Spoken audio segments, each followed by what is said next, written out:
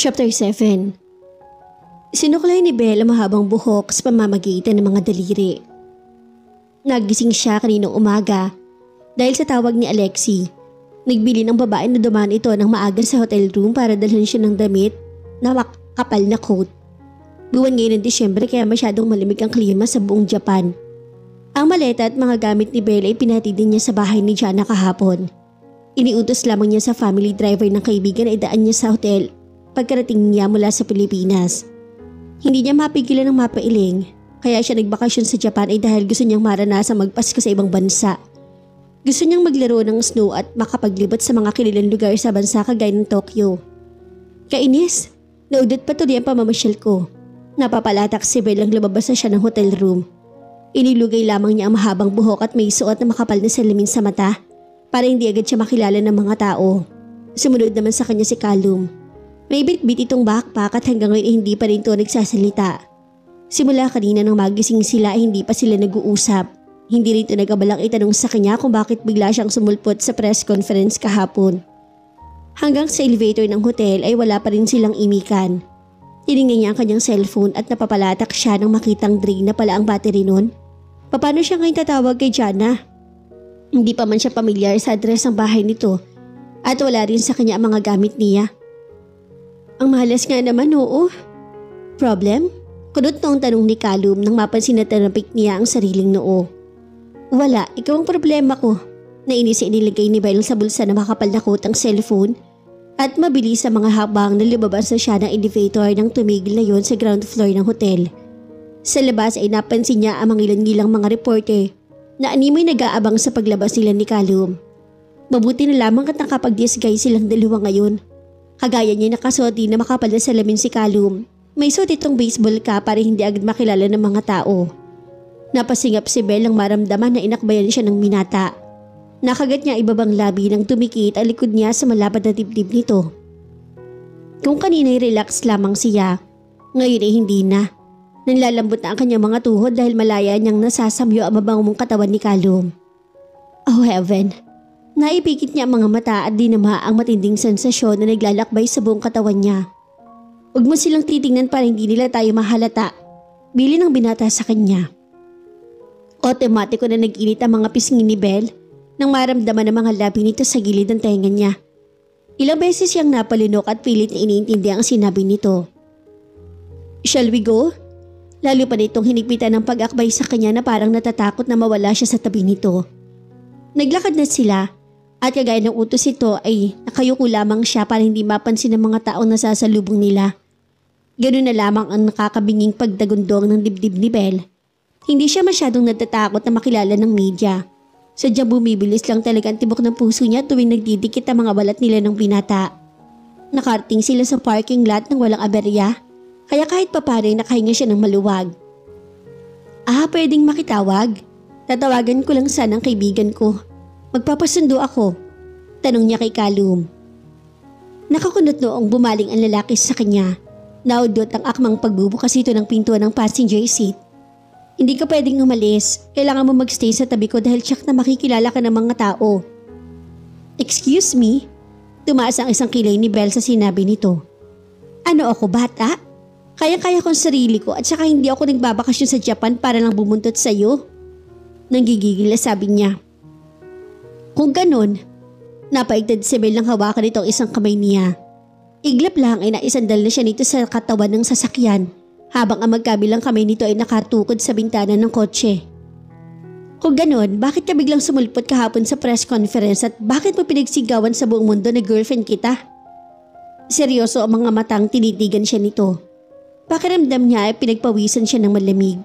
Animoy tumatagos sa mga buto niya ang maitiim na mga titig nito. Naitukod ni Belle mga kamay sa dibdib nito. Pwede mag-explain? Pigil ang hiningang tanong niya. Sure, pero hindi dito. Lumuksa ang puso niya nang hawakan siya nito sa isang braso. Binuksan na nito ang pinto ng sasakyan at iginiya siya papasok sa loob. Teka, hindi ba ako pwedeng mag-explain sa labas? Hindi nga.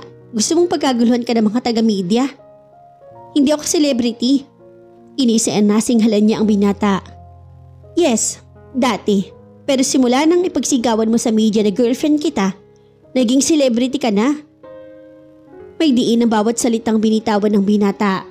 Tuwing babanggitin nito ang salitang girlfriend ay parang gustong mag-break dance ng puso niya. Napahinga si Belle ng malalim. At naiiritang lumingon kay Callum nang pumesto na to sa driver's seat. Ibinuka niya ang mga labi para magsalita pero nanlaki ang kanyang mga mata na bigla na lang tong dumukwang. Hindi niya alam kung saan siya ibabaling ang ulo na magsimula tong ilagay ang seatbelt niya. Sakit ata sa puso ang aabutin ko sa dapat sana'y masayang bakasyon ko. Pagkatapos ilagay ni Callum ang seatbelt niya ay walang imik na binuhay na nito ang makina ng sasakyan. So, pwede na ba ako magpaliwanag kung bakit ako biglang sumulpot kahapon sa presscon? Tanong ni Belle at inalis ang suot niyang salamin sa mata. Mamaya na. Tugon nito. Bakit mamaya pa? Bakit hindi ngayon? Isang linggo lang bakasyon ko sa Japan kaya pwede ba makinig ka muna sa akin? Nainis na sabi niya. Mamaya na. Ulit ni Callum at sinulyapan siya sa rearview mirror ng sasakyan. Nakikita mo ba ang mga mata mo? Namumugto na at hindi ka ba nakakatulog kagabi? Napamaang si Belle at sinulyapan ng sarili sa salamin. Tama nga ang binata. Nangingitim at namumugto ang paligid ng mga mata niya. Daig pa niya ang estudyante na sasabak sa final exam kaya ilang gabi na napuyat sa pagbabasa ng libro. Kasalanan mo kaya to? Sa tingin mo makakatulog ako ng mahimbing kung katabi kita ha? Wala kang konsensya. Paano mo nagawang matulog ng masarap kagabi at hindi man lang nailang sa akin? Dahil ito sa stress. Matinding stress ang naranasan ko sa pagtuturo tapos dumagdag ka pa. Mahinang sabi niya. Matulog ka muna. Mahigit 30 minutes pa ang biyahe pa uwi sa bahay ko at baka lalo ka lang ma-stress. Bahay? Iuuwi raw siya nito sa bahay nito? Teka, bakit parang kinikilig ultimong kaliit-liit ang bahagi ng katawan niya? Hindi pwede. Ayoko, hatid mo ako sa bahay ni Jana. Gate niya. Alam mo ba ang address? Natigilan si Belle. Ang address si Jana ay nakasulat sa likod ng journal na naipadala niya kahapon sa driver nito. Wala, pero alam ko ang number niya. Lobat din ang cellphone ko. Tugon naman ni Callum at pinakita sa kanyang cellphone. Sa sobrang inis ay pinigit na lamang niya ang mga mata. Matutulog na nga lang siya kagabi nang sinabi nito kaysa naman sumakit pa ang kanyang ulo dahil sa malaking problema na pinasok niya. Hindi magawang ituon ni Callum ang buong atensyon sa pagmamaneho dahil wala sa marahil niyang ibang gustong gawin kundi ang pagmasdan si Belle. Habang mahimbing na ito natutulog sa tabi niya. Alam niyang nainis na ang babae sa kanya dahil nahalata nito na wala talaga siyang balak na hayaan itong umalis.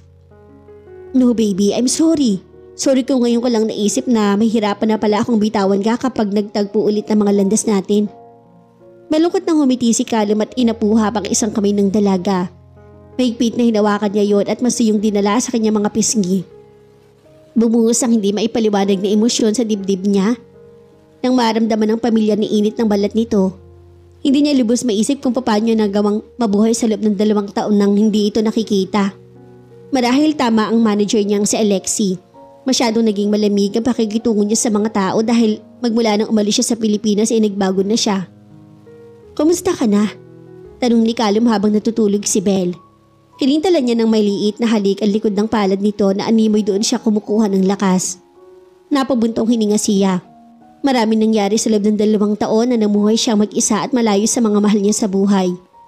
Nang marilis ang pinakaunang album ng Cyclops ay naging matunog ang pangalan ng banda nila sa buong Asia. Naging abala na rin si Callum, kaya madalang na lamang niyang bisitahin ang mga magulang sa Pilipinas. Maraming oportunidad ang dumating sa kanya nang sumikat siya. Halos karamihan sa mga soundtrack ng mga sikat na anime at movie adaptation ay ang banda nilang kumanta. Naging endorser din siya ng mga sikat na clothing line sa Japan at Korea. Pero magandang buhay na tinatamasa ni Callum ay hindi pa rin sapat para sa kanya. Alam niyang may kulang dahil walang araw na hindi niya naramdaman iyon. Hindi na niya binitawan ng kamay ni Belle na natiling hawak niya yun kahit batid niya na anumang sandali ay maaari itong magising. Nang bahagya nitong igalawang kamay ay parang nakaramdam siya ng kakaibang takot. Tinangka nitong kumawala sa mahigpit na pagkahawak niya kaya muli niyang dinala sa kanyang mga labi ang kamay nito. Tila na kontento naman ang dalaga dahil hindi na tumuling kumilos pa. Nakita niya pagsili ng munting ngiti sa mga labi nito. Kailan nga ba niya huling nakita ang mga ngiti nito? Bigla ay parang may batong dumagan sa gitna ng dibdib niya. Kasabay ng pagbuga niya ng hininga ay parang malakas na buhos ang tubig na umaagos sa kanya ang isang mapait na alaala.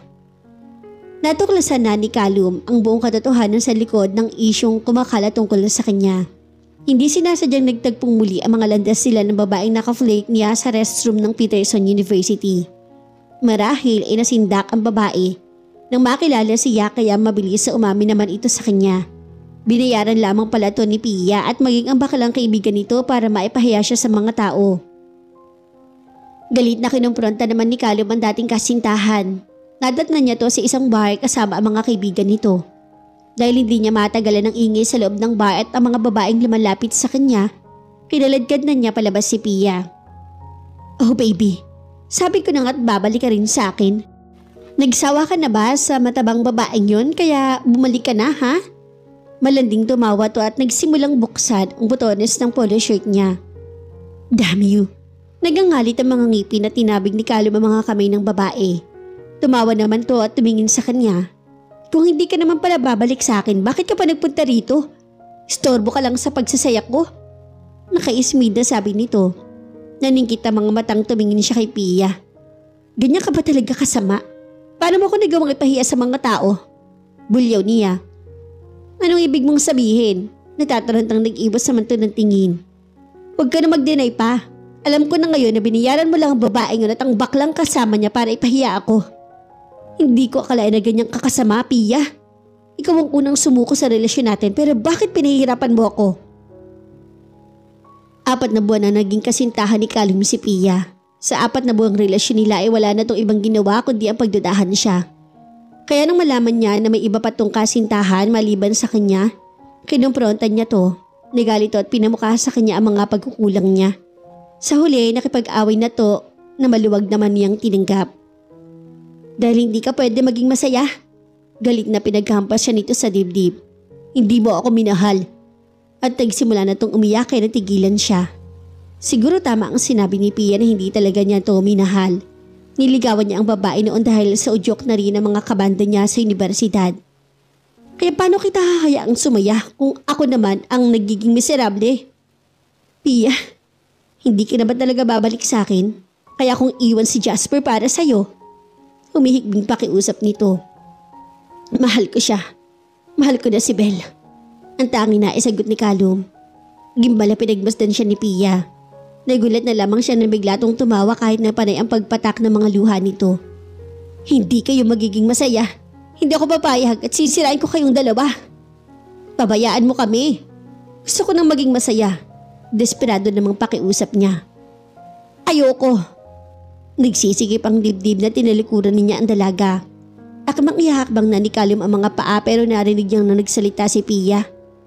Kung aalis ka ngayon, tsak na magsisisi ka. Nasa akin ang alas. Kung siya ang pipiliin mo, masisira ang karir na pinapangarap mo at sisigurin ko sa iyo na hindi ka na kailanman mapapabilang sa bandang pinapangarap mo. Mariing pagbabanta nito. Nang lingunin ni Callum ang babae, nagimbal siya sa litratong hawak nito. Nakangisi ito habang pinamamayabang sa kanya ang mga litratong magiging alas ito para huwag niyang iwan. Parang sasabog na malakas ang ulo na napapikit siya ang mga mata. Para siyang kandila na unti-unting nauupos habang pinagmamasdan ng mga litratong hawak ni Pia. Nang hawakan nito ang isang kamay niya ay nagmistula siyang isang robot. Dahil hindi niya magawang igalaw ang buong katawan, ni wala siyang magawa nang mahigpit na yakapin siya ni Pia. Sorry Belle, may pagkakataon pa kaya para makabawi ako sa iyo? Malungkot na sabi niya at pinisil ang kamay nito. Masakit pa rin hanggang ngayon para sa kanya ang alaalang iyon. Hinayaan ni Callum na diktahan ng iba ang buhay niya dahil sa mga bagay na pinangangambahan niya. Ngayon na muli niyang nakita si Belle ay hindi na niya hahayaan pa na may litrato o kahit anong bagay pa ang maging hadlang sa kanilang dalawa. Magiging matatag na siya at hindi na niya hahayaan pa na mawala ulit ito sa tabi niya. Dahan-dahan namang iminulat ni Belle ang mga mata nang maramdaman ng mainit na palad na humahaplos sa pisngi niya. Ang masuyo mga ngiti ni Callum ang bumungad sa kanya. Paniginip ba to? Nalilitong tanong niya sa sarili. Disoriented na bumangon na siya para alamin kung ano ang nangyayari. Mas lalo siyang nalito nang bumungad sa kanyang isang malaking silid. Nagtatakang inilibot niya ang tingin sa buong paligid. Nakaupo siya sa malaking kama at nababalot Paano makapal na comforter ang kalahati ng kanyang katawan? Teka, nasan ako? Naguguluhan tanong ni Belle kay Callum. Nakatayo ito sa may paanan ng kama at nakatingin sa kanya. Formal na ulit ang mukha nito. Teka, parang ngumiti talaga siya kanina. Ang malas naman kung panaginip lang yun. Nandito ka sa bahay ko. Seryosong tuda nito. Uhat, namimilog ang mga matang bulelas niya. Ang huling naramdaman at natatandaan ni Bella ay nasa kotse pa siya nito. Ganun ba siya katagal na nakatulog para hindi na malaya na nakating na pala siya sa bahay nito? Ikaw ang nagbuhat sa akin? Nag-iinit ang mga pisnging tanong niya. Iya. Napalunok si Belle at nag-iwas ng tingin sa binata. Sinulyapan niya ang suot na rilo at napaawang ang mga labi niya nang matuklasan na lampas sa 5:00 na pala ng hapon. Hala, teka, bakit hindi mo ko ginising kanina? Nainis at tumayo na siya. Kailangan ko nang umalis. Basta nalaman niya isinuot ang rubber shoes na pinahiram ni Alexis sa kanya kahapon. At takmang lalabas na magsalita si Callum. Aalis ka ng ganyan ng itsura mo? Nakataas ang isang kilay na tanong ni Callum sa kanya. Sumunlulya pa ni Belle ang sariling refleksyon sa malaking salamin na nakadikit sa pader ng silid. Oh my God! Naintakot ang bulilas niya. Magulo ang buhok niya at mukha na siyang mangkukulam. Namumula pa ang kalibang pisngi niya dahil sa matagal na pagkakadikit niya sa unan. Napamulagat siya ng mapansin na malaking pajama at maluwang na t-shirt ang suot niya. Ikaw ba nagpalit sa akin ng damit? Dumagundong ang malakas sa tinig niya sa buong sulok ng silid. Dinig niya ang nakakabingin tibok ng kanyang puso. May isip pa lamang niya na si Callum ang mismo nagtanggal ng mga damit niya kanina. Parang gusto na niyang panawan ng ulirat. Hindi ako, siya. Inginuso nito ang isang matandang babae na pumasok sa loob ng silid at may dalang isang pares ang damit. Good morning, nakangiwing bati ni Belle sa matanda. Tumango naman to at bumaling kay Callum. Nag-uusap ang dalawa sa wikang Hapon habang siya naman ay tahimik na nakikiramdam. Pagkatapos ng pag-uusap ng mga to ay muling tumingin sa kanya si Callum. Maligo ka na muna para ma-relax ang katawan mo. Nahindanan niya ang pampaligo mo. May pagkain din na nakahanda sa ibaba. Bili nito. Aalis ka? Nakakulot noon tanong niya. Oo, may band practice kami ngayong gabi kaya magpahinga ka na lang muna dito. Teka nga. Hinila ni Belle ang laylayan ng damit ng binata ng akmang tatalikod na to. Akala ko ba mag-uusap tayo? May sasabihin nga ako sa'yo, diba? Mamaya na lang pag-uwi ko, kailangan ko nang umalis. Tinabing ni Callum ang ibabaw ng ulo niya at lumabas na ng silid. Naiinis sa sinundan naman niya ang binata. Nakarating na sila sa sala ng bahay ay panay pa rin ang reklamo niya. Ang plano ko lang naman ay magpasko sa Japan at hindi ang maging preso mo. Utang na loob naman, Callum. Nagkusang loob lang akong tumulong dahil... Mamaya na tayo mag-usap. Nagmamadaling kinuha na nito ng susi ng kotse sa ibabaw ng coffee table at lumabas na ng bahay. Ang balak sana niya ay sundan ito pero humarang naman ang matandang Haponesa sa daraanan niya. Isinara nito ang pinto at nakangiting nagsalita. Ano po? Sabi niya. Nosebleed ang aabuti niya kapag pinilit niyang intindihin ang sinasabi nito. Kainis. No out, you bat. Eat. Sabi nito sa kanya. Bad trip? Napilitan si Belle na sundin ang utos nito. Naligo nga siya at mahigit kalahating oras na nagbabad sa bathtub. Na makapagbihis ay naisipan niyang sumilip sa malaking bintana ng silid. Napangisi siya nang mapansin na hindi naman pala ganun kataas ang pwede niyang bagsakan. Kung sakaling tatalon siya, 2 palapag lamang ang bahay at sa tansya nga niya ay hindi siya mahirapang tumakas. Tumingin siya sa pinto dahil sa pangambang bigla na namang sumulpot ang kasambahay ni Callum. Marahil ay abala to sa ibaba dahil naririnig niya ang pagkalansing ng mga kubyerta sa kusina. Yes!